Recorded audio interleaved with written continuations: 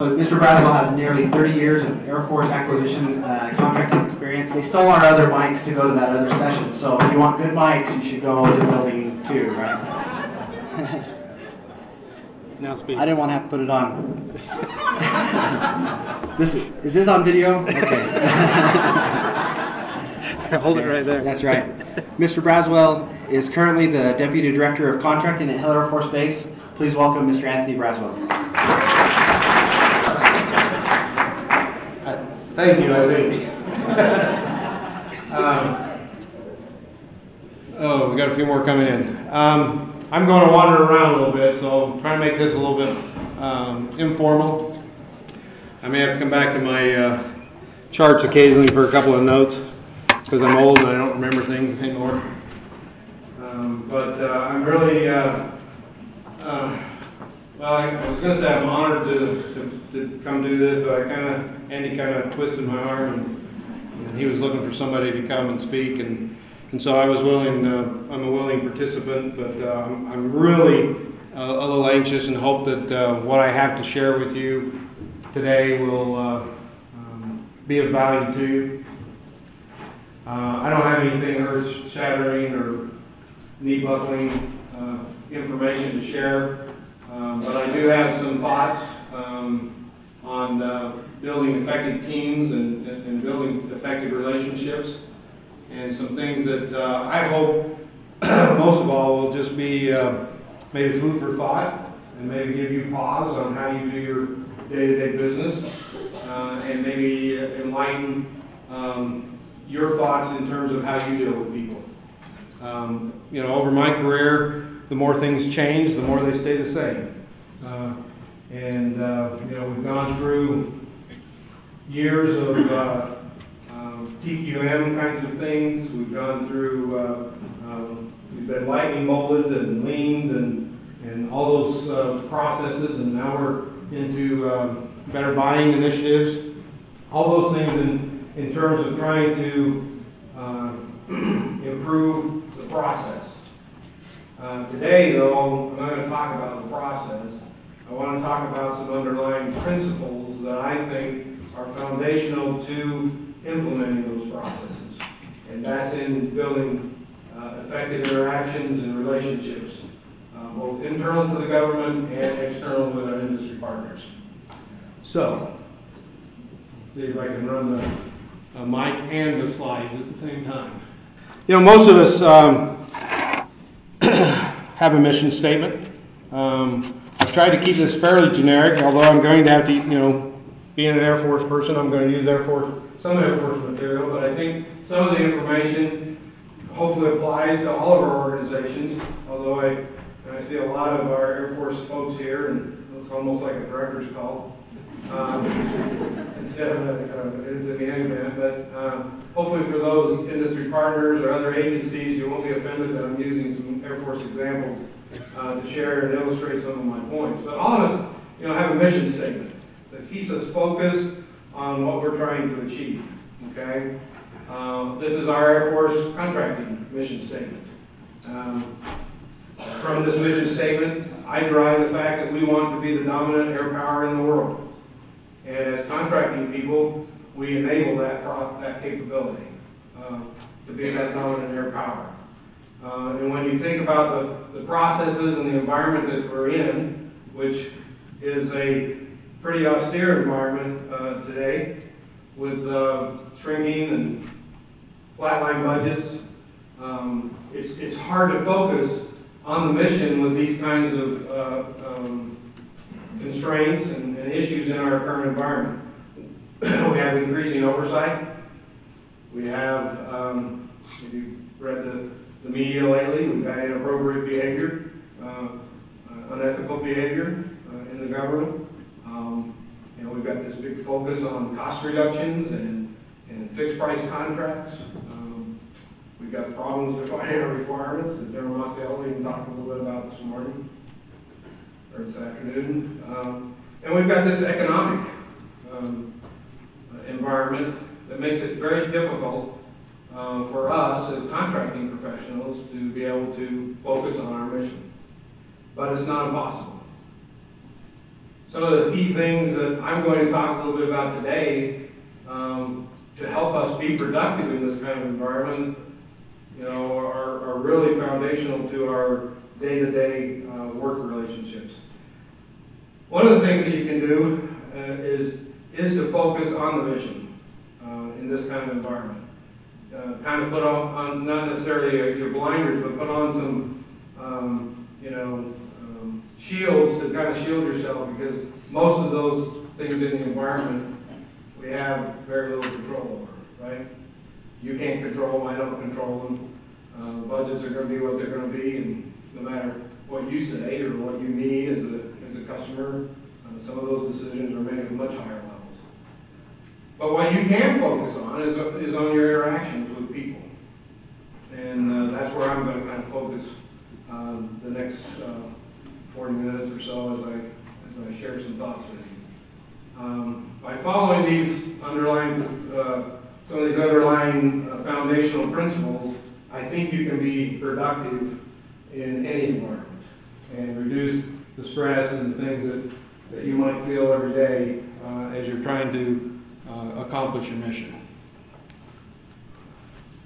So these are the three things I want to talk a little bit about today. The first one, I'm going to talk a little bit about business ethics. Then I'm going to talk a little bit about communication. And then finally just hit on a little bit of working relationships and some of the things that I've seen. Now I've got some examples of where I think we've been done these things well. And I'd like to share some of those with you, some examples. Some of them are examples from you, some from my own personal experience. But these are the three things that I'm going to hit on today. One of the things when you're looking at ethics, and this is not an ethics briefing, okay? I'm not going to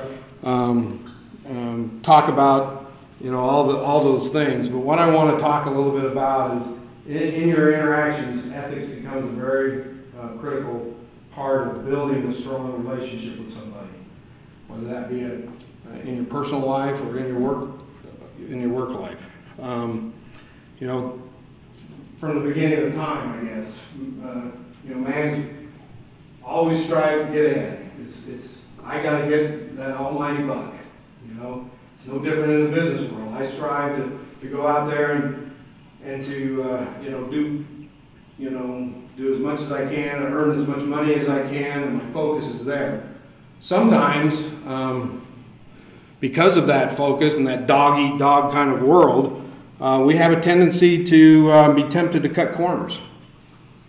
Maybe to even not do our best and try to pull the wool over somebody's eyes.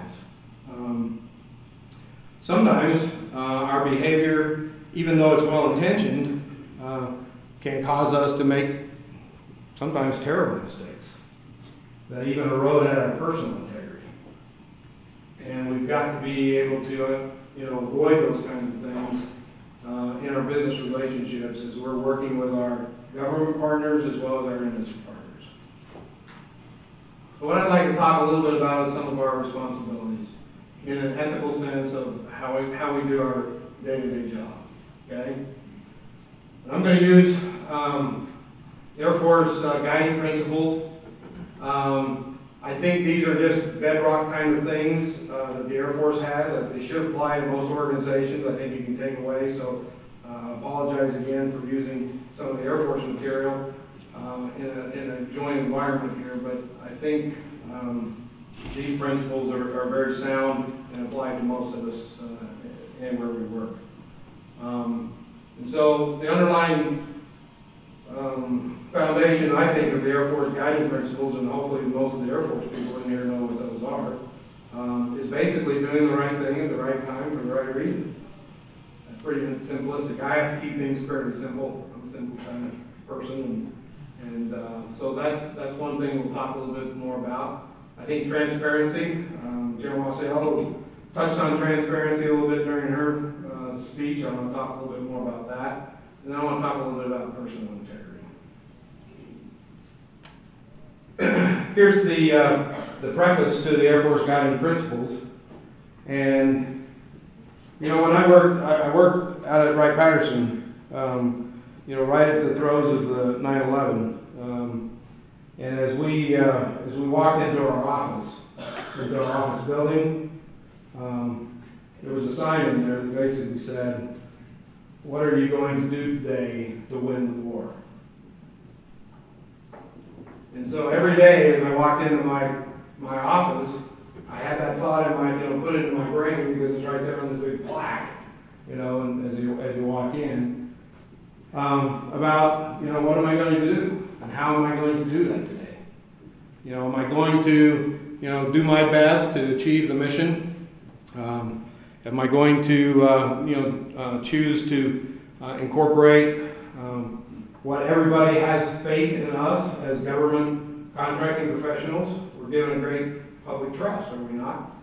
And so, you know, how am I going to go about my business in today's environment?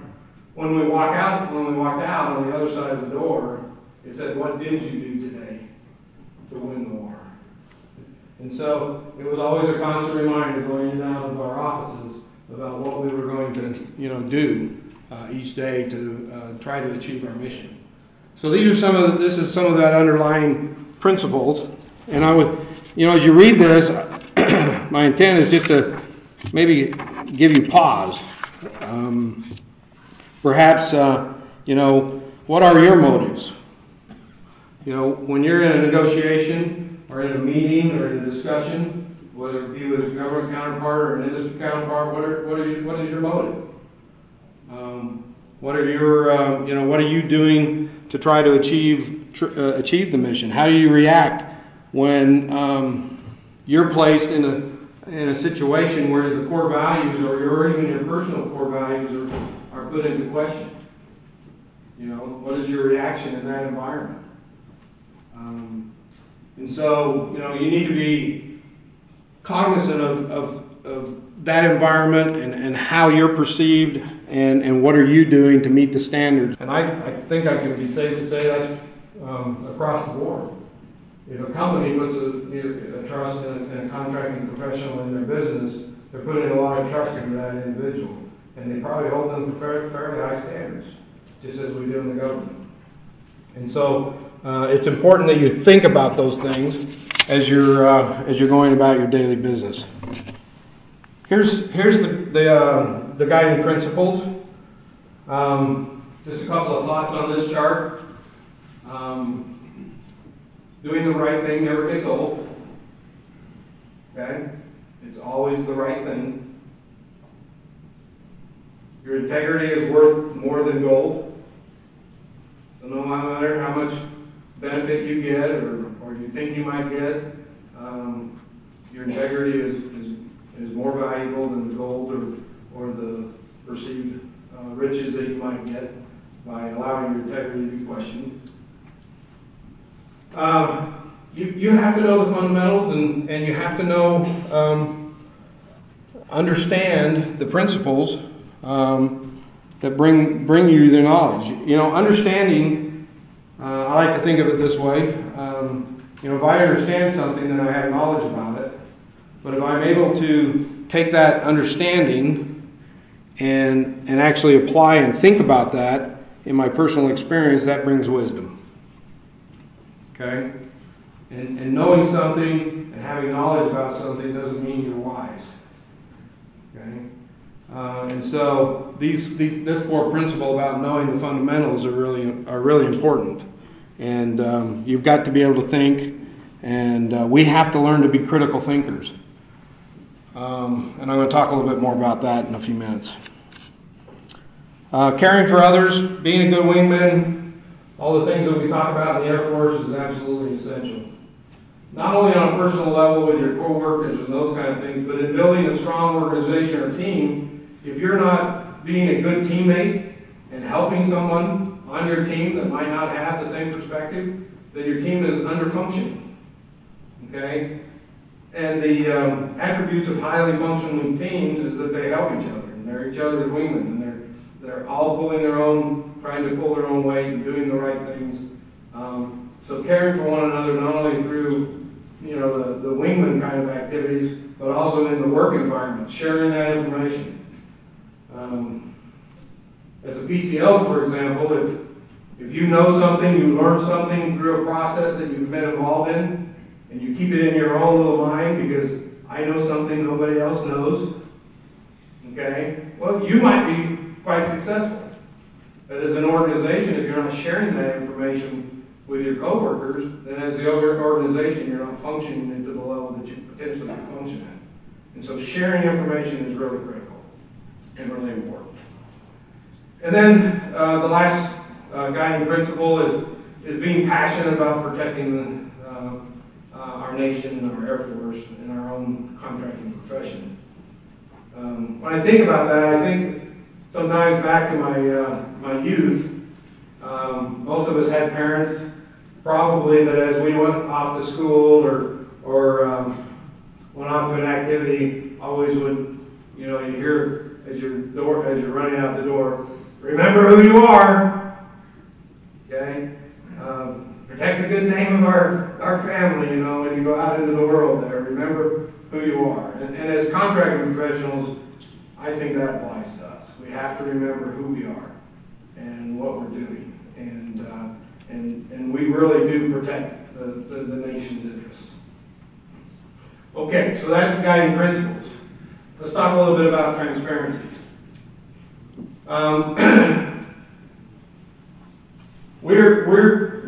We're charged with balancing. We're kind of the juggler that has to balance the responsibility to our warfighter with our responsibility to the taxpayer. Okay, and so as you think about your job, you're kind of in the middle of that.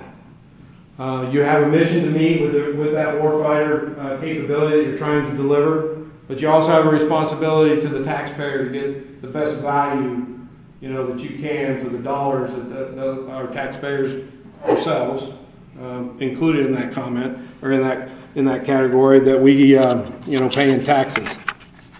One of the things that we really have to be vigilant stewards of that advantage. One of the things that, I don't know if it's a pet peeve or whatever, but we need to think about, sometimes we're in a position of knowing something. We might be in early on in an acquisition or we might be involved in a program where some information is critical in order to achieve the requirement. And we might have a tendency to withhold information to try to gain leverage. And I think sometimes, we do ourselves a disservice in that regard.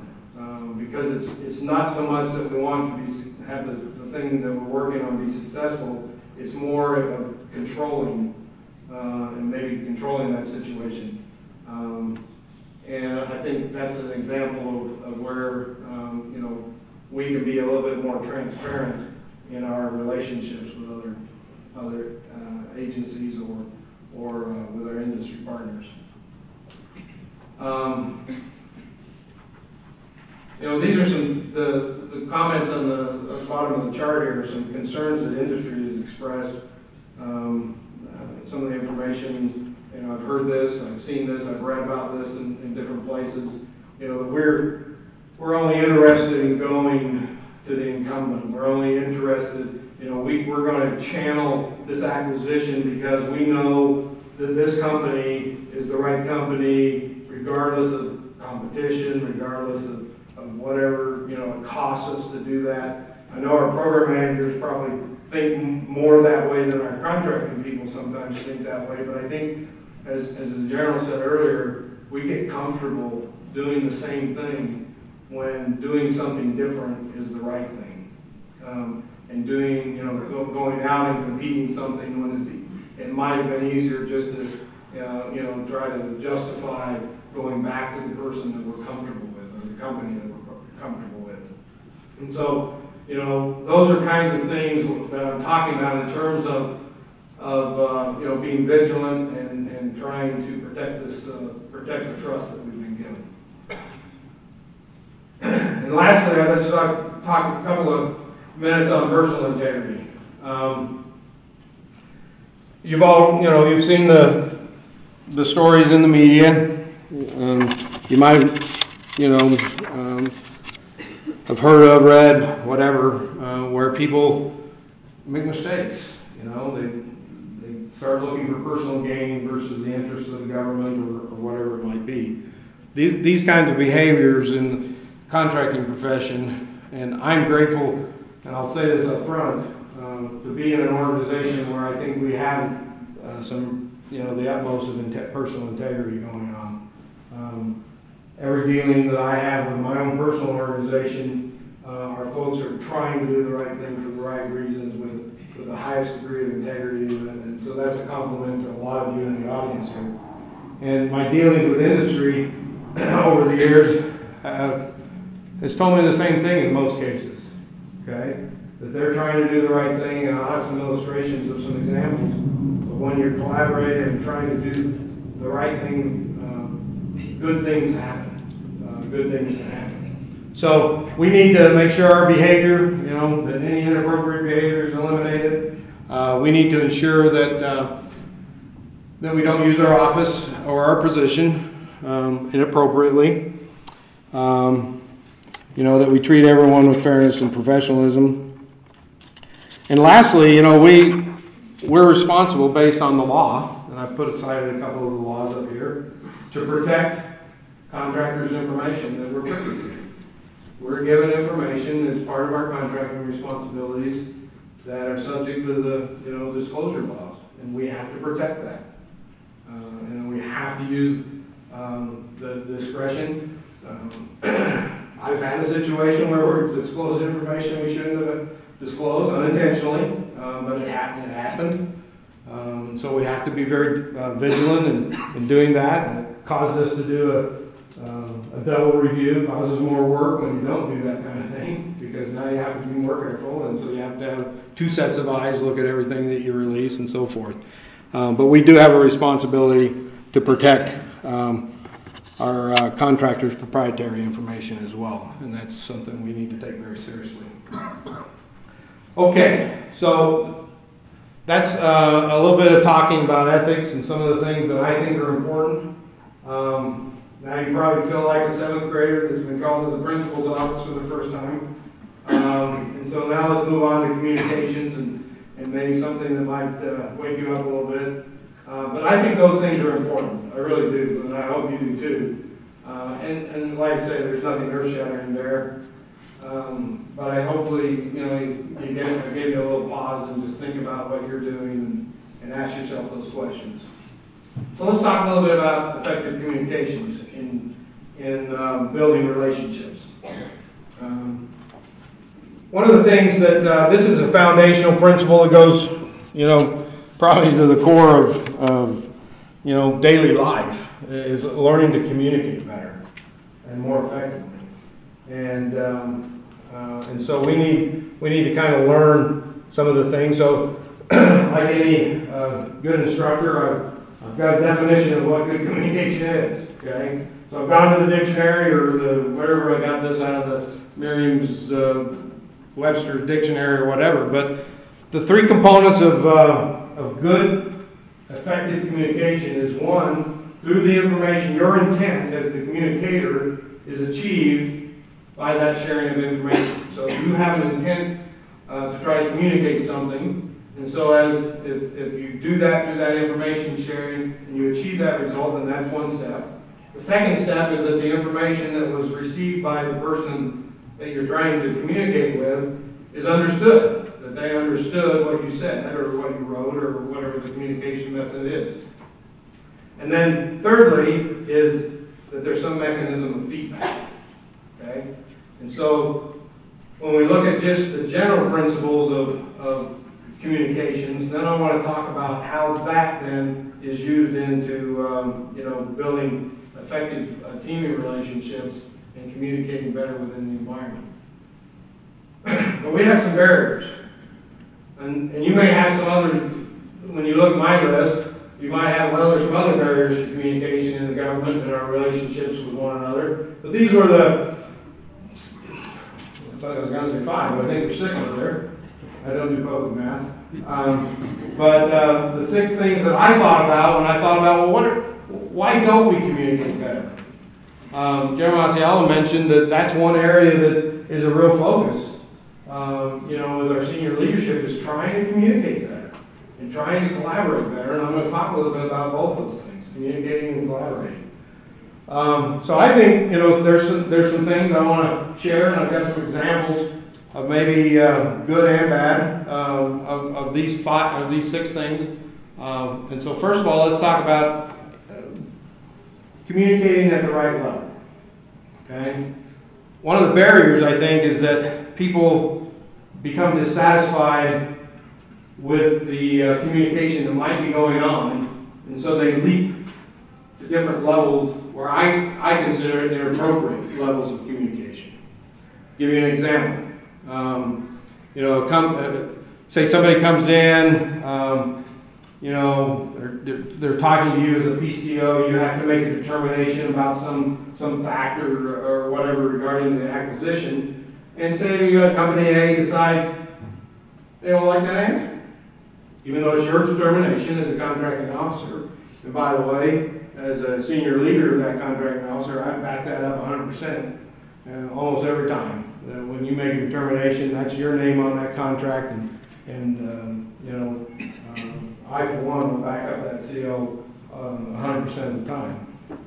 But that company or that person, it might not even be the company, it might be that person that you're talking with, decides, I don't like that answer.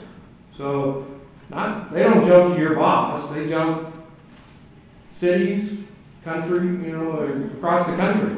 And they call into I know somebody in the Pentagon, I'll get it down to and so all of a sudden now the trickle back down effect causes tons of more work, causes tons of effort to try to answer that information going back up when in fact the decision was made at the local level and that communication should have occurred there.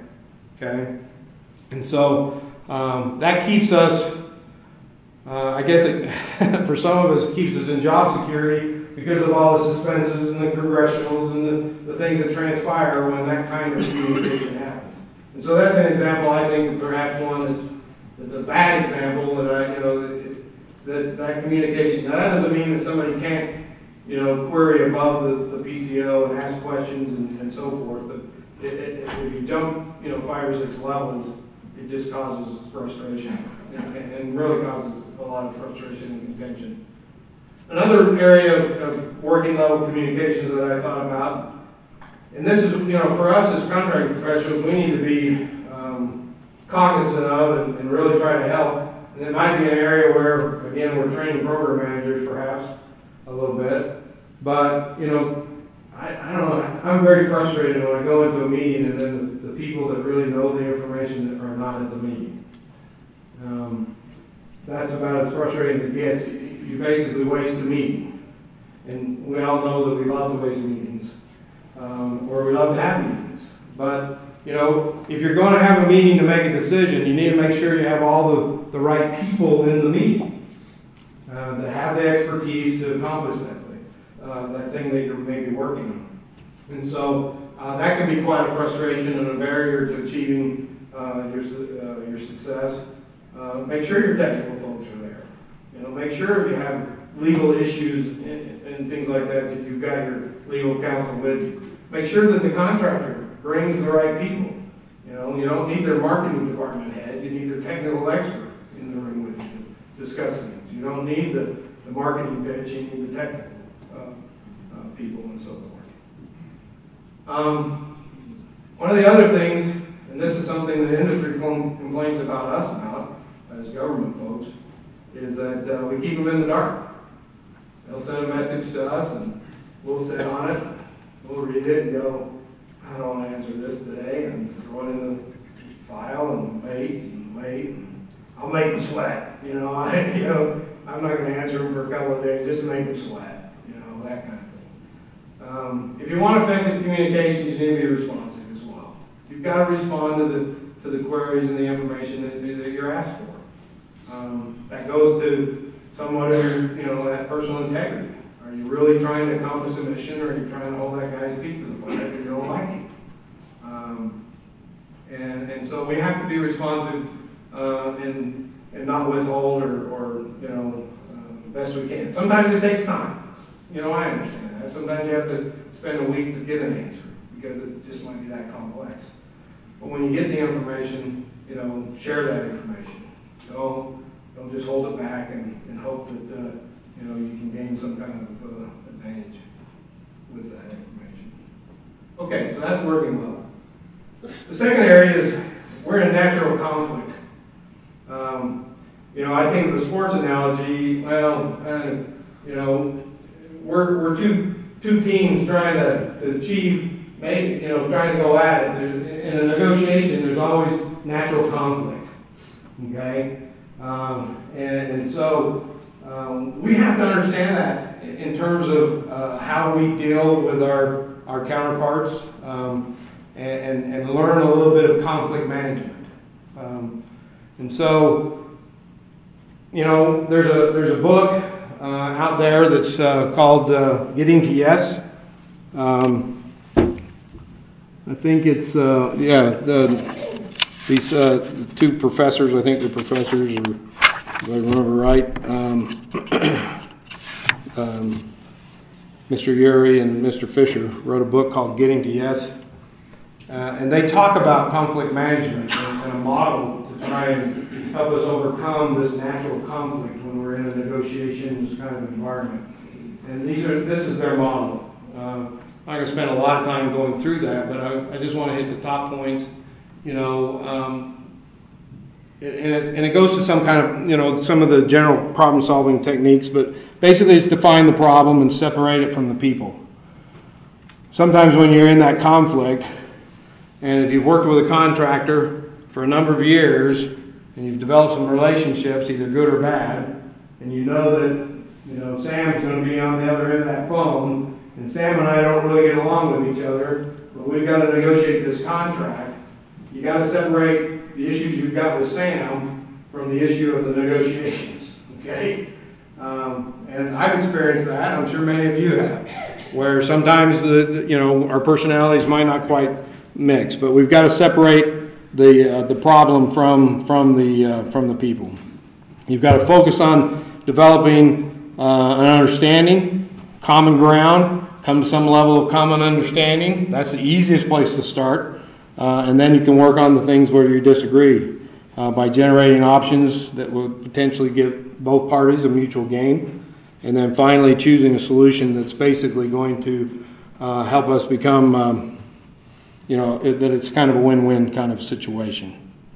And I have an example I like to share, and it's kind of a simplistic example, but I think it illustrates the point.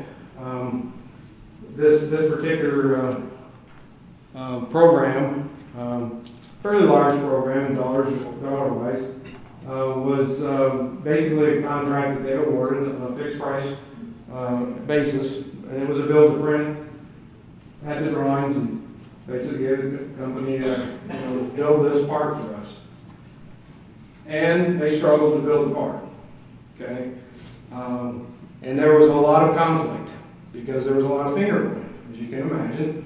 And the company saying, oh, your specs are bad and I can't build it because I can't do this. And so there was a lot of conflict going back and forth. And of course the company submitted an REA, request for equitable adjustment, in the tune of about $18 million.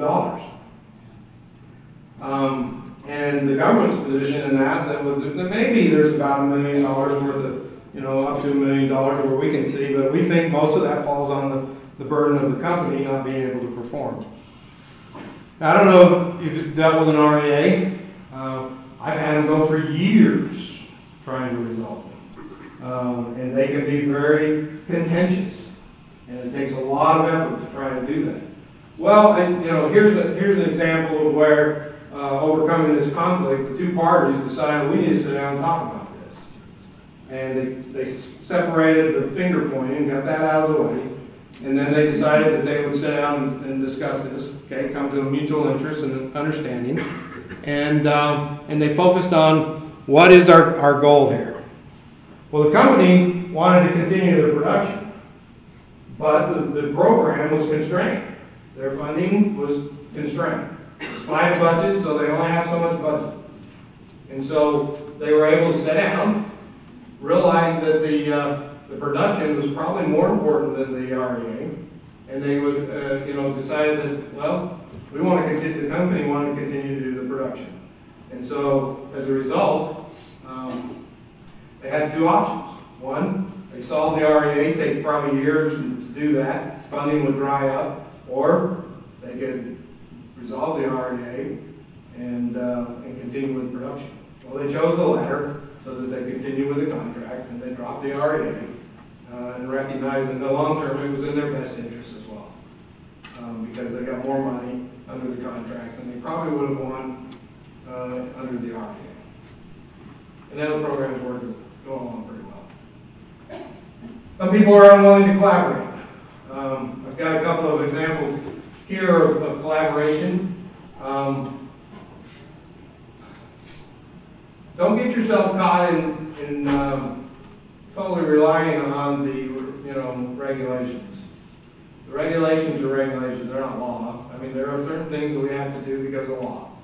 Everybody understands that, and I'm not questioning that.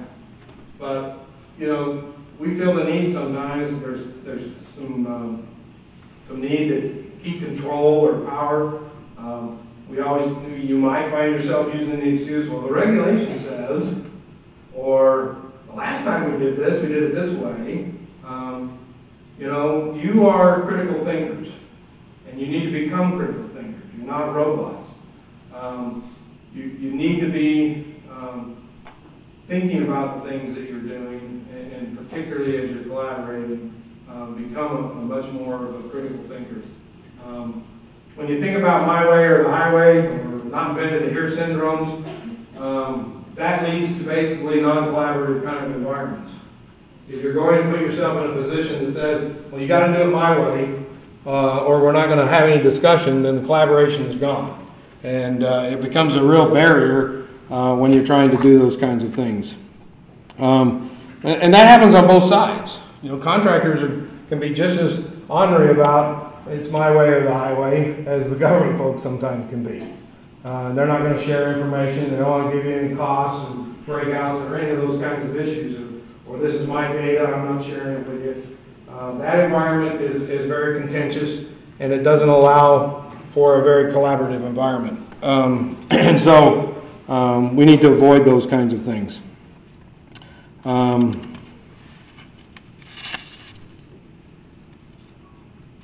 So don't get caught. There's always exceptions to the regulations, right? There's waiver processes where it makes sense.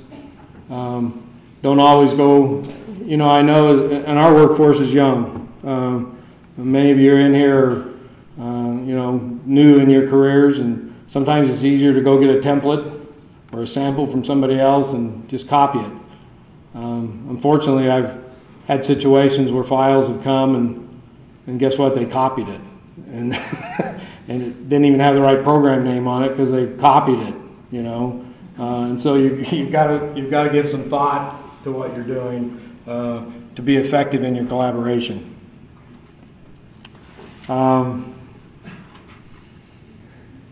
This is some.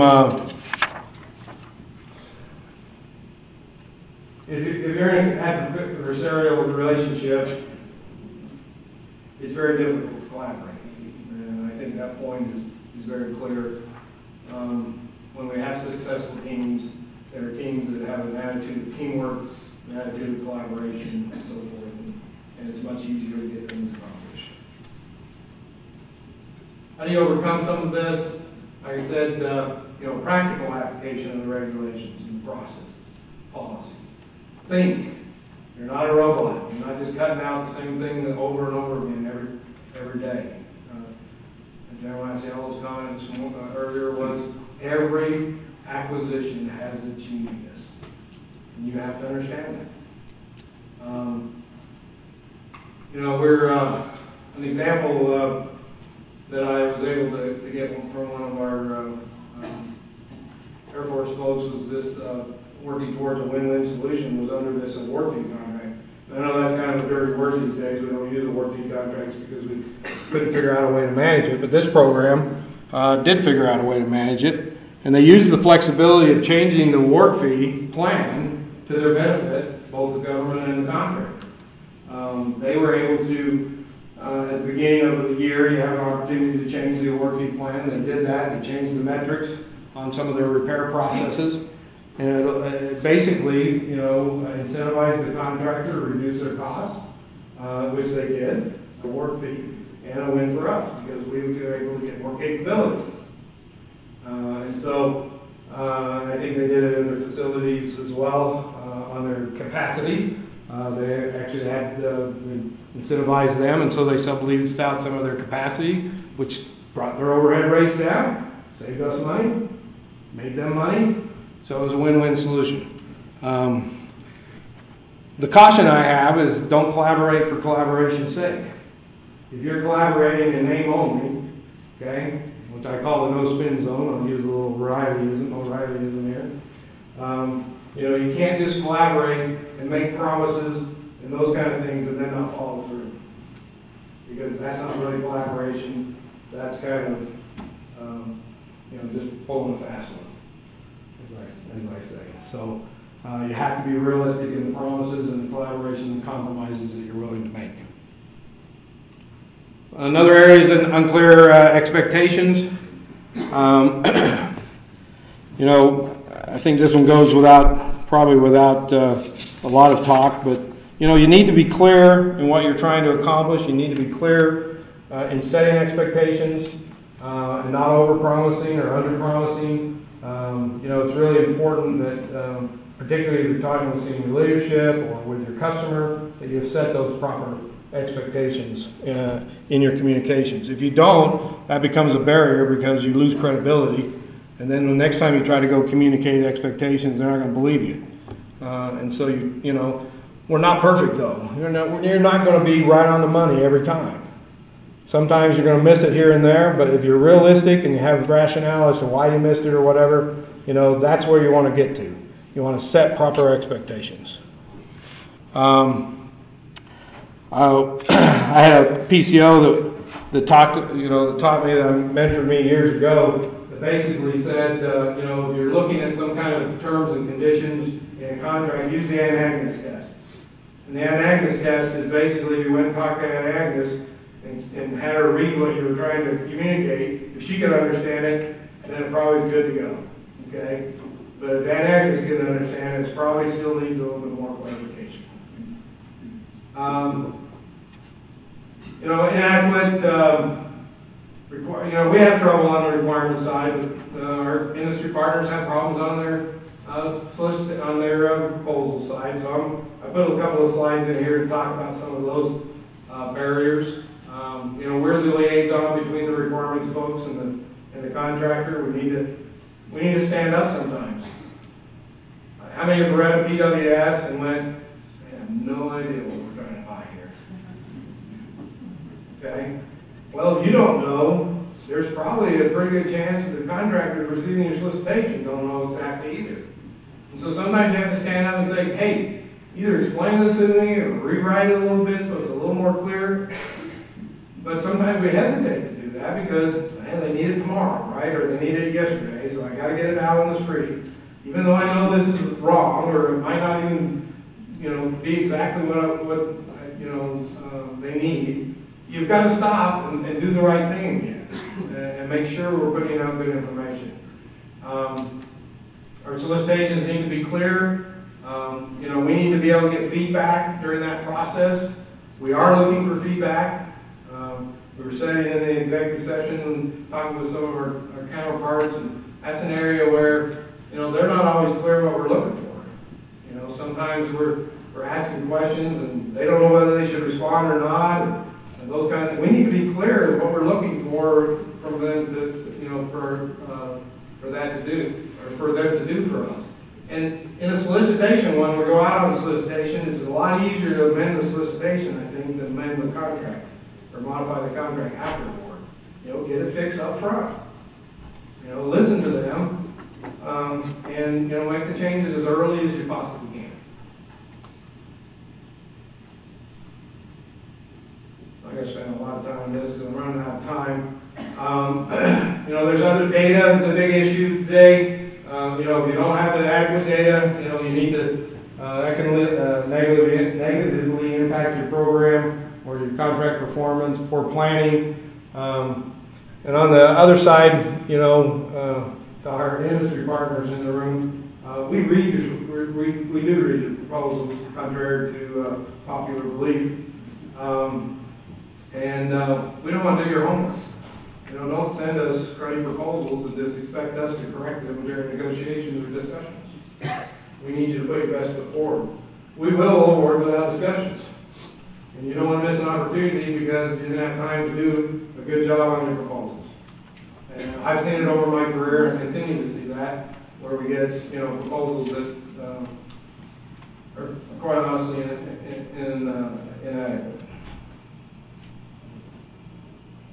Okay. Another barrier is the lingo. I want y'all to remember back to your first day on your job as a government employee. Okay? I want to share an experience. I'm going to share my personal experience of my first day, literally my first day on the job. And it was here at Hale Air Force Base. I walked in. I'd been in, well, it wasn't, I take it back. It was my first day in the office. When I first started, they put us through 3 months of training before we ever set foot into the office. Back in the day, I'm dating myself here. So I did gone through all this training, all my FAR class, my stuff. And I walk into the office, my PCO sitting back at the back by the window.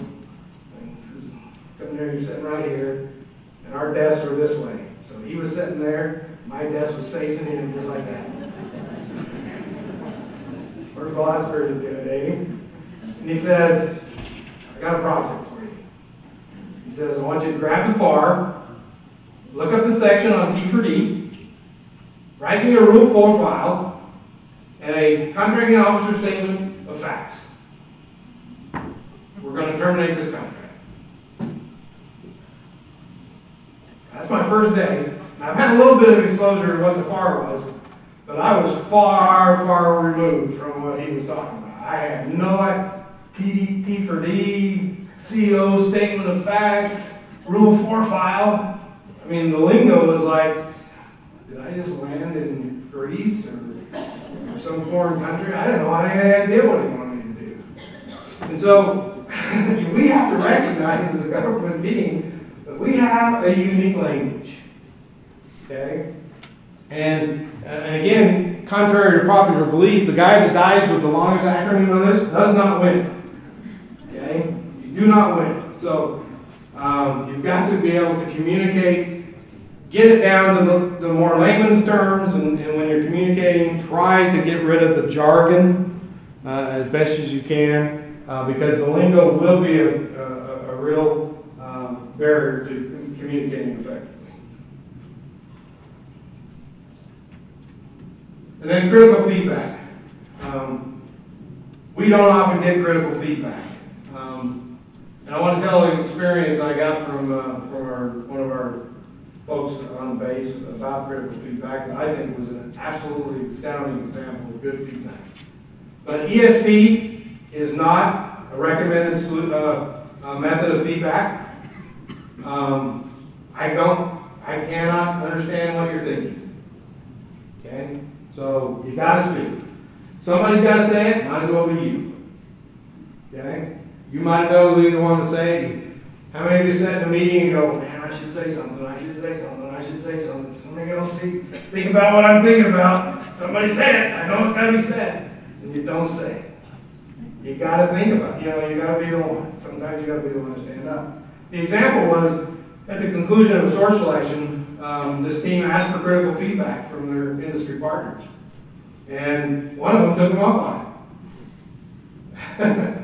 And maybe a little bit of a surprise, but they actually got all their people on the other side that helped with the proposal, their contract and pricing, and all those people, drafted up a PowerPoint presentation on all the things that went right, went wrong, came in, gave a 4-hour presentation. Keep your eyes open on that one. But the program reported that, man, was that good feedback. Because they had 4 or 5 more source selections to do, and they use that information to help them build their L&Ms of the future on their future acquisitions. We could use more of that good feedback and good critical feedback.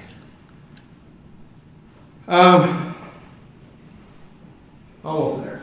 Okay. AFMC did a brown bag with industries and small business concerns. I put a few of these things up there, but I'm running a little bit out of time. I think, you know, some of these concerns were, you know, for us as government folks, is to remember that when you go out on an RFI, for example, you're not doing a request for proposal. Okay, you're asking for information.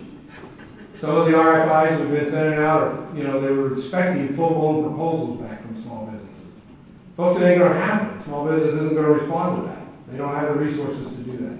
You need to make sure you're concise in what you're asking for at the right part of in your market research. Okay? If you're ready to go out on an RFP, put out your RFP. Okay? But don't use an RFI or a source of stock kind of synopsis to get a proposal, because that's unfair, and quite honestly, small business say we're not responding to those kind of things. It takes too much capital. Okay? Be careful about your restrictions in your proposals or in your RFPs. Don't be too exclusive. Let's see, a couple other concerns they had were use of LPTA. Sometimes we, you know, default to that immediately. They think they've got some innovative solutions. You know, if you're hearing that, you might want to consider it. You might not have money to do it, so LPTA might be your solution. And then, of course, the strategic contracts is a concern to the small business community. Sometimes it's exclusive. They can't,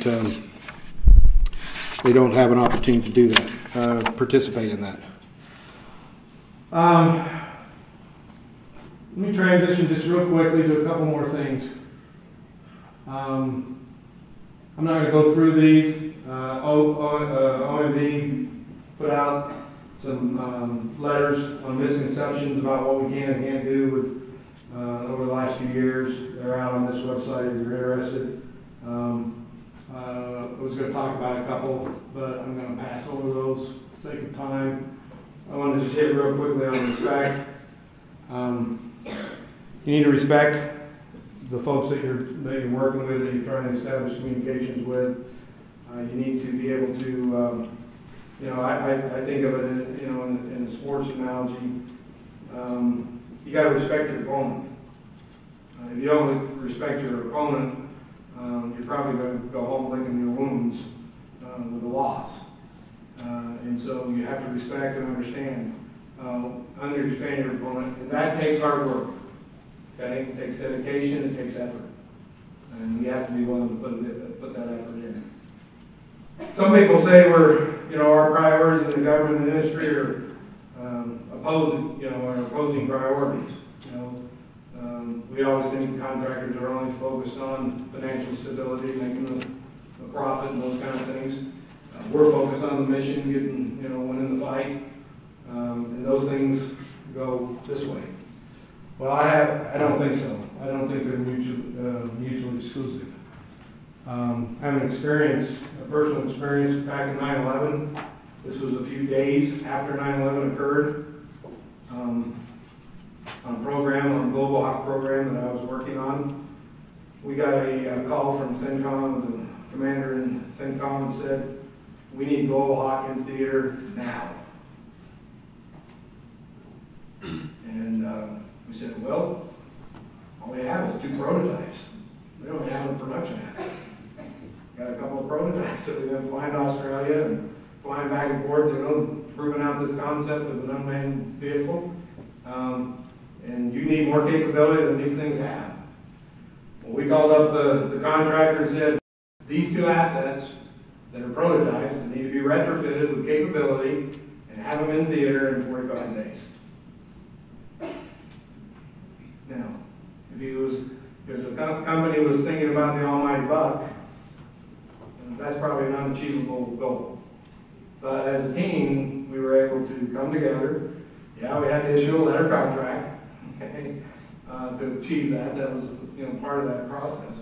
But the company stepped up. They worked overtime. They worked really around the clock for 45 days, retrofitting the 2 prototypes, and in 45 days the assets were in theater supporting the issues that were resolving around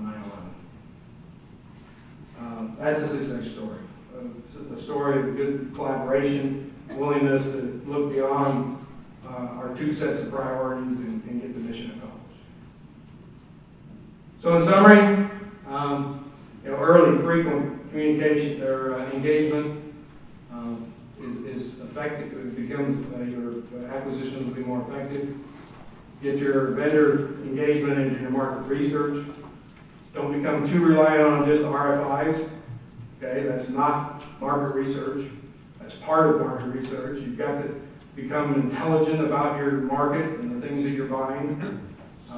I encourage you, if you can ever get an opportunity to actually go see what you're buying, touch and feel it, to do that. It makes a difference.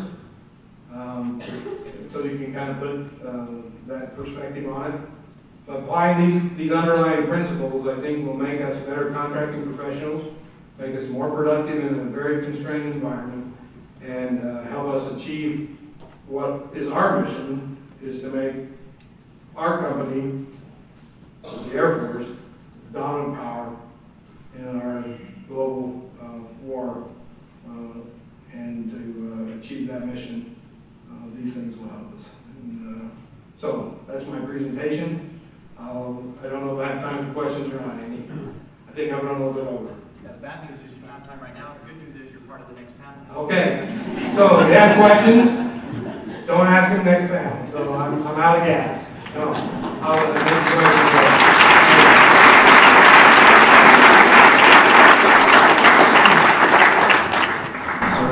on behalf of the attendees, our sponsors, we have this week back to you.